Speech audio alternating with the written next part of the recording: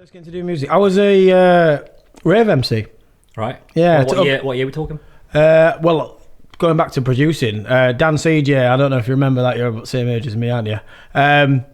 Computer program, basically like one of the first producing programs that was out. It was just a drag and drop sort of jobby. What's it called? Dan CJ. There was hip hop EJ, trance EJ.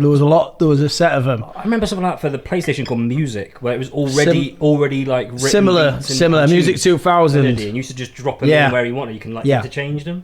So there are all these options. The stuff was already in. A real similar thing. Yeah. So that was kind of like the first, stage for me to produce it. I remember.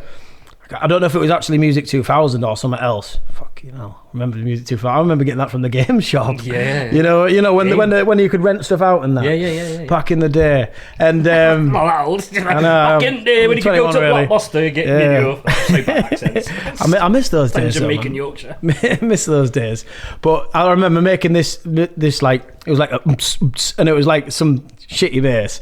And my brother just turned his head and he looked at me and he was like, "Did you make that? That's fucking awesome." And then from there I just got that buzz to make stuff. Yeah. And then it was like I didn't do any producing out for a while. I left that I'll say I weren't a producer at 12, 13, but obviously kids are nowadays. It's bonkers, isn't it? It's because it's so, everyone's at it, aren't they? It's so easy now. It's accessible. And you got things like Splice where you could just say, "I'll have that chord, Yeah, creativity done, gone." I get really offended by those ones. The ones that are like they're like, in the studio, stuck making chords. You can buy this plugin and we'll make chords for you. Like, what's the fucking point? Yeah, it's sick. What are we talking about? Like, the point is to make it yourself. God damn. So you can make complex chords. It's like, I know I can. You do it for me. So, hang on. So we went from DJ. Yeah, we were like, it was kind of. Did you become a DJ? At 15, 16, I was like, we all got into the rave stuff. So it was like Hangar 13, New Monkey, possibly heard of it, possibly not, but it's like hard trance, Spanish techno is what they call it. And Spanish techno? Yeah, Spanish techno, and all these MCs up north and that, and then, people watching will know what I'm talking about. Real big scene, underground. And I wanted to be a DJ, and then my brother wanted to be an MC, and then it kind of switched round, and I ended up being the MC and being the DJ. Okay.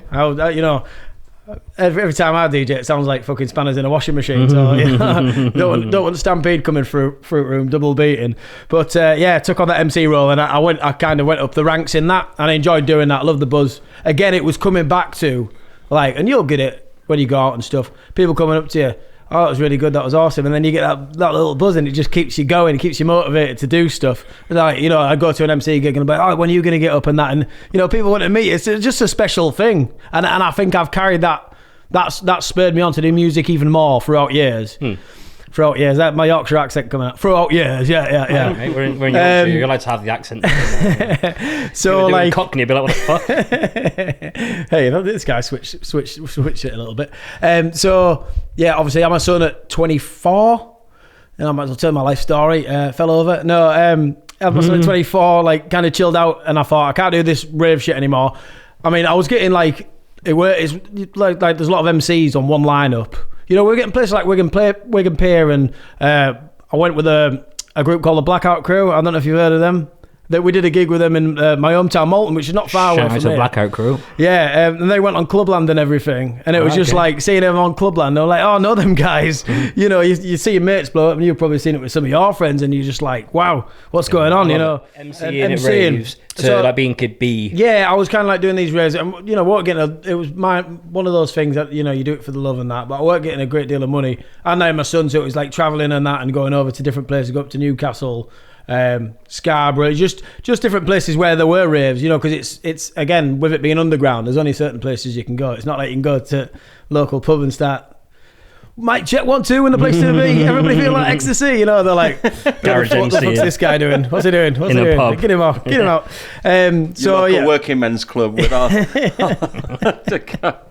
big fish, little fish, cardboard box and all that, and it's like I got to a point where, like I say, I couldn't do it anymore, and I remember coming back. Because I came out of retirement.